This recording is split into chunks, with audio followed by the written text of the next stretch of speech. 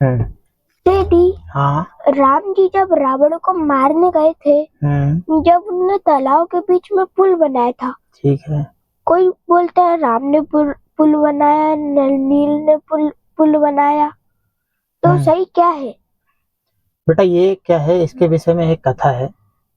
परमात्मा बताते हैं कि त्रेता युग में जब श्री राम जी आए थे, तो उसी समय परमात्मा मुनिंदर जी के रूप में आए हुए थे, क्योंकि परमात्मा हर युग में आते हैं और अपना ज्ञान प्रचार करते हैं, जिससे लोगों का उद्धार होता है।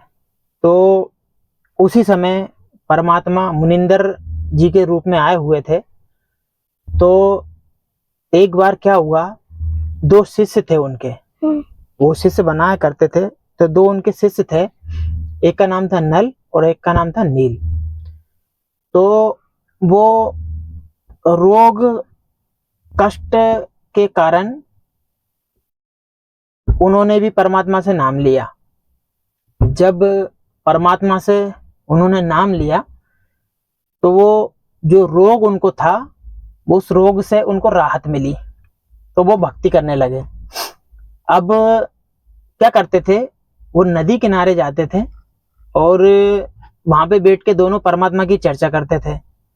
अब जब परमात्मा की चर्चा करते थे, तो जो लोग आते थे वहां पे नहाने के लिए, अन्य भक्त आते थे, तो उनके वस्त्र धोना, उनके बर्तन धोना, उनकी सेवा करना, क्योंकि उनको पता था कि सेवा करने से कष्टों का निवारण होता है। तो इस प्रकार वो सबकी सेवा करते थे। तो उस बीच में परमात्मा की चर्चा भी करते थे वो। तो परमात्मा की चर्चा करते करते वो भूल जाया करते थे कभी कभी, किसी का लोटा चला गया, तो किसी की लुंगी बह गई, तो किसी की कमीज बह गई। तो वो लोग क्या करते थे, गुरु जी के पास में आते थे और इनकी शिकायत करते थे। तो ये लोग इनको परमात्मा कहते थे कि बेटा ऐसा नहीं किया करो, या तो आप सेवा मत करा करो, या तो फिर जो है इनके वस्त्र आप संभाल के रखा करो। तो परमात्मा से उन्होंने प्रार्थना की, परमात्मा हमारी सेवा ना छीनो, और मालिक हम सेवा करना चाहते हैं, हमसे भूल हो जाती है, परमात्मा आगे से ऐसी गलती नहीं होगी। तो परमात्मा ने उनको आशीर्वाद दिया कि बेटा ठीक है, आपके भाव है सेवा करने के, आप सेवा करो। आज से आपको मैं ये शक्ति देता हूं कि आपके हाथों से कोई भी चीज डूबेगी नहीं। तो वो क्या करते थे, जैसे किसी का वस्त्र डूब जाता था या किसी के बर्तन डूब जाते थे, तो फिर उसके पश्चात उनको जो आशीर्वाद दिया था परमात्मा ने, तो उसके पश्चात फिर वो नहीं डूबा करते थे।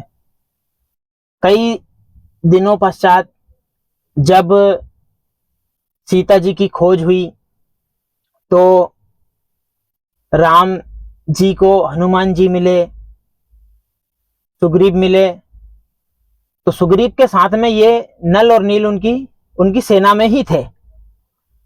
तो जब समुद्र पे पहुंचे, तो समुद्र पे उन्होंने देखा कि अब इस पे पुल बनाया जाए, कैसे पुल बनाया जाए यहां से वहां तक जाने के लिए।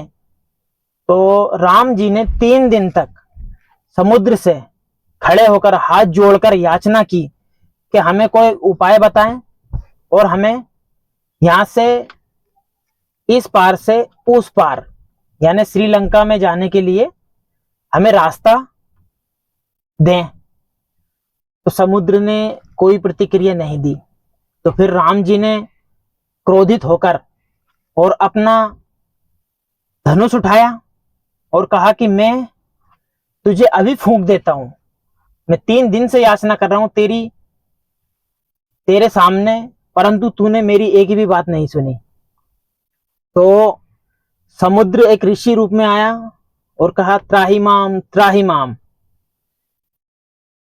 फिर उन्होंने कहा कि मैं 3 दिन से तेरे सामने तपस्या कर रहा था, खड़े होकर याचना कर रहा था, प्रार्थना कर रहा था, लेकिन तूने नहीं सुना।